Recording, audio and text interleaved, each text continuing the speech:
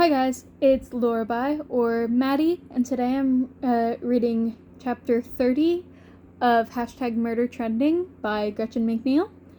Let's get right into it. The trip across the island to the barracks reminded Dee of her first night, when the fear and isolation of Alcatraz 2.0 had been overwhelming. That night, Dee had followed Blair and the others, dogged by cameras that seemed to follow her every move. But today, as they hurried down 9th Street past the sports fields, Dee noticed that the Crow cameras were oddly stationary.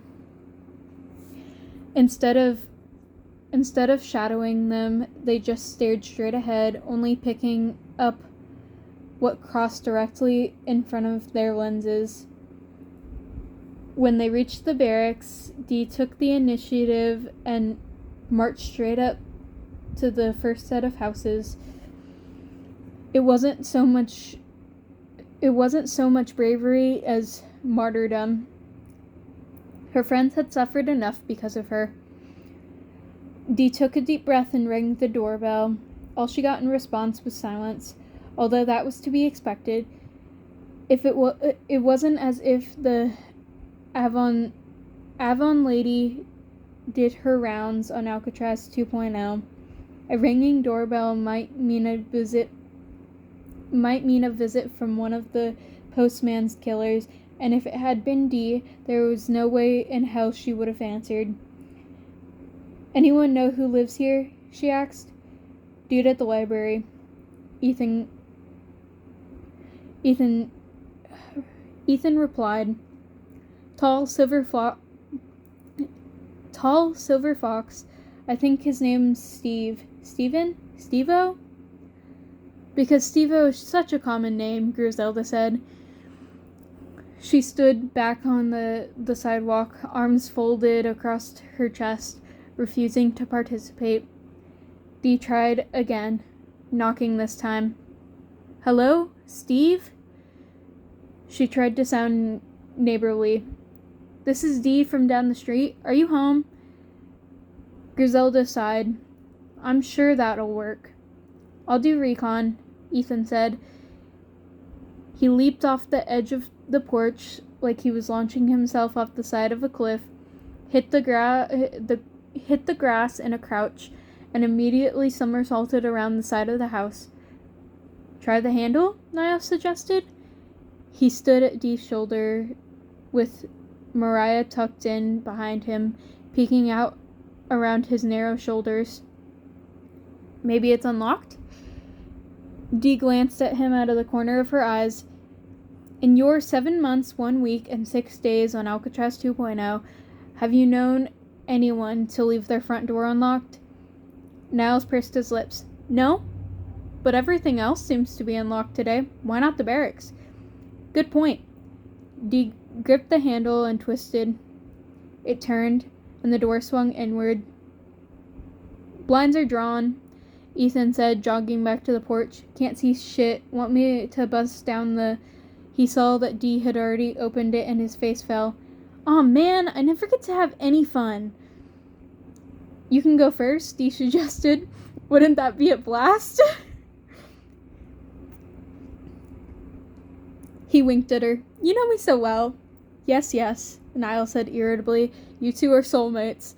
Let's just get on with this, shall we?" Then he pushed past Ethan straight into the living room.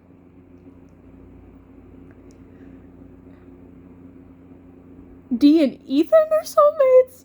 "Nah, Niles, you're wrong. I'm sorry, but you're wrong." "I definitely think Niles and Dee are the ones that are soulmates, so I think it's very funny that Niles says that Ethan and Dee are soulmates. Especially because the more important part of that probably is Ethan is gay." "My name is Niles," he called out in a strong, steady voice. "Just checking in to see if you're all right." As with the doorbell, there was no response. "This is a bad idea," Mariah said, tiptoeing behind Dee as she stepped inside. Dee agreed. The emptiness of the island, the silence of the home, had her on edge. "It'll be fine," she lied. The house smelled musky, like a crypt that had been closed for centuries. She inched her way in, scanning the living room as she went. It was dark inside, lit only by the bluish glow from the ever-present TV screen, which filled the living room with the Hardy girls' screams as it replayed their battle in the foam-filled hallway. "I look good," Ethan said from behind Dee. "I should go with that look more often." "You look like a roided up dickwad," Griselda said. She clearly hadn't wanted to stay outside by herself, despite her dislike of Dee's plan. So yeah, run with it. Niles led them through the dining room to the kitchen. He opened the fridge, jumping aside in the process as if there might be someone hiding inside. Ethan whipped open the utility closet, striking a martial arts pose, but instead of discovering a masked gassy owl with a canister of Syrian gas, they discovered that the closet, like everything else on the ground floor, was empty.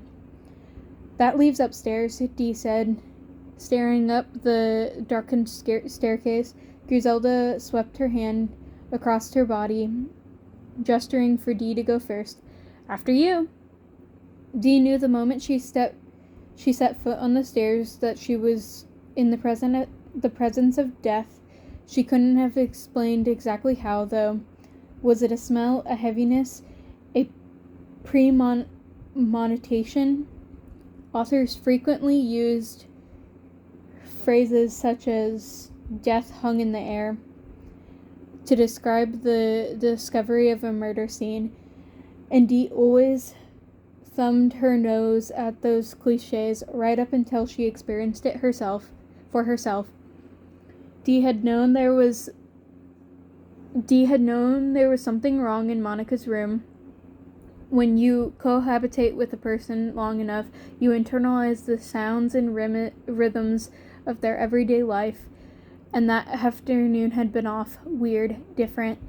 Dee hadn't realized when she knocked at her sister's door, quietly calling her name, that what she'd find on the inside were lips that couldn't speak and ears that couldn't hear. Hell, she'd seen the body on the floor and hadn't immediately comprehended that Monica was dead.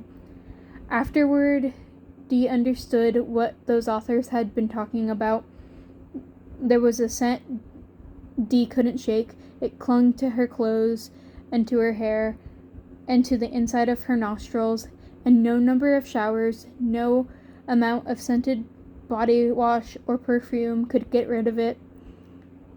It was nondescript, neither sweet nor spicy nor sour, just heavy, dark, the smell of death. And Dee caught its whiff at the top of the stairs. "Steve's dead." "What?" Mira cried. Niles grabbed Dee by the shoulders, pulling her away. "Where is he? What happened? Don't look, okay?" Dee fought the urge to laugh. She'd probably seen more death up close than Niall had, even with his pre-med classes. They'd found Steve in bed, his left side facing the door, the covers pulled up over his shoulders.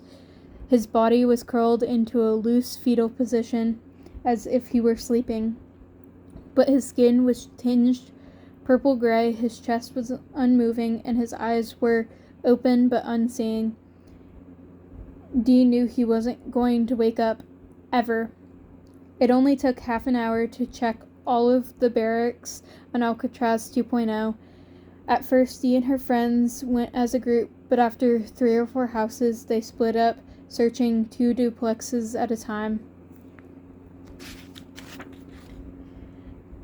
The story was the same at each house, with very little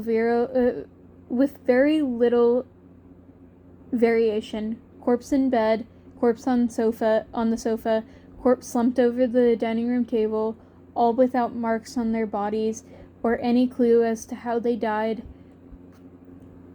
It was as if death had taken them by surprise. One guy had been in the middle of playing solitaire, another reading a library book in the easy chair by the bricked-up fireplace. Rodrigo looked as if he had collapsed on the bathroom floor, his pants around his ankles. $20 says he was spanking it, Ethan suggested. Mariah gasped. That's so gross. Love isn't gross, baby. He flashed a smile. It's all natural. Dee backed out of the bathroom and closed the door behind her the same way they'd found it. Not like you can ax him. True. Ethan clicked his tongue as he followed Dee and Mariah downstairs. It's not like I have $20 anyway. Niles and Griselda were waiting outside. Same? Niles asked. Dee nodded. You? One dead body. Griselda said, everything's normal. That makes 22 in all, Mariah said. 22 lives lost in the blink of an eye. Dee could hardly believe it. She'd seen plenty of death in the last few weeks, but this much all at once. I don't understand, she said, sitting down on the curb, forehead in her hands.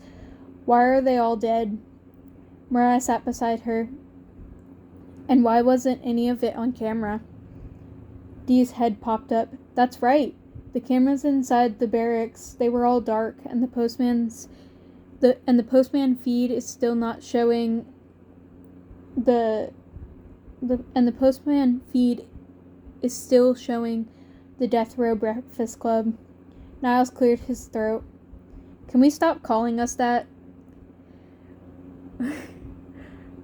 Don't worry, Nerdigan, Griselda said with half a sly smile. You're still gonna be Anthony Michael Hall, whether they use the hashtag or not. He scowled. I hate you. Seriously, guys, Dee said. If the whole point of this island is to film our deaths for maximum public amusement, then why the hell would the postman kill off 3/4? More like 4/5, Niles corrected her. He always had to be precise. No wonder he was pre-med. Why would the postman kill off most of the people on the island and not capitalize on it? She looked around, scanning the bright blue sky for signs of drones. The drones. Even now, you think he'd have those things right on top of us, as we found all the bodies. Affirmative, Ethan said, lapsing back into his action hero. Fox. Faux militaristic persona. Skies are negative for bogeys, Alpha Delta. Griselda shook her head. I literally don't even understand what you're saying. Maybe he's got a new crop of prisoners arriving, Mariah suggested, and he needs to make room. Rodrigo did mention a rumor about new inmates, Niles mused, but I can't imagine we'd get a shipment large enough to fill the entire barracks. There were 114 of us when I arrived, and the island can hold almost double that shipment, like they were a commodity. Even if that's true, Dee said, why pass up the opportunity to film it? Duh, because there was something better to film, Griselda said. Us. Like he can't film more than one thing at a time? Dee was frustrated. None of it made sense. Besides, he orchestrated this, you and Niles, the Hardy girls, taunting me to come rescue you. It was all a distraction, while he killed off everyone else on the island. Those poor bastards certainly didn't see it coming, Niles mused. Maybe they all got raptured, Ethan suggested. No one responded. Poison? Mariah suggested after a pause. They didn't look like they were in pain when they died, Griselda said. And I'm pretty sure poison is painful. Dee had to admit she was right. Sleeping pills, maybe? No, Niles said. He was staring at the last house, rubbing his chin, and thought it would be nearly impossible to get everyone to embed them voluntarily, and if water or drinks had been spiked, the atrocious taste would be a dead giveaway. He paused, clinging at his own use of the word dead. Ethan gripped his throat with both hands. Do you think it was in the food? Griselda shook her head. We'd be dead already, moron. The purplish hue of skin denotes a cyanidic reaction, Niles mused, and the pretecahade across the face suggests asphyxiation. Basically suffocation.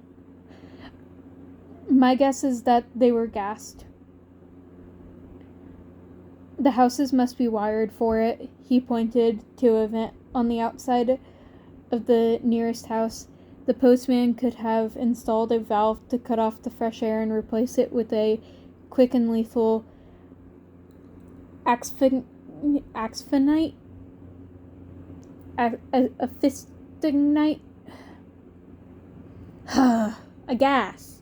A lethal gas, okay? I can't struggle to say that word anymore. It probably happened very quickly. Dee's booby-trapped living room seemed even more of a joke. No spork was going to save her from a gas attack. So the only reason we're alive is because we went to save your asses, Ethan asked. Selflessness for the win. But Niles shook his head. No, these people have been dead for at least 12 hours. What? Dee cried. Oh yes, Niles said. We were all in our own apartments when the rest of the inmates were exterminated, which means we have another problem altogether. As much as Dee didn't want to admit it, Niles was right. The postman wants us alive. And that is the end of chapter 30. This is crazy. The postman wants them alive, which we already kind of knew, considering there's literally 5 of them alive. I don't know. Actually, I guess I kind of do. I was gonna say I don't know why he left Mariah alive. She didn't kind of seem like she was a part of the group, really. But then I realized that she was the only one that had the information as to where Niles and Griselda were being held. So it does make sense why he would want her alive, so that way he could set up the whole, go save them type thing. And he knows that she knows it. Like, there's no way he doesn't. He's got eyes and ears everywhere. So honestly, it makes sense why she's still alive. But anyways, I'm just rambling. I will see you guys next time. Bye-bye.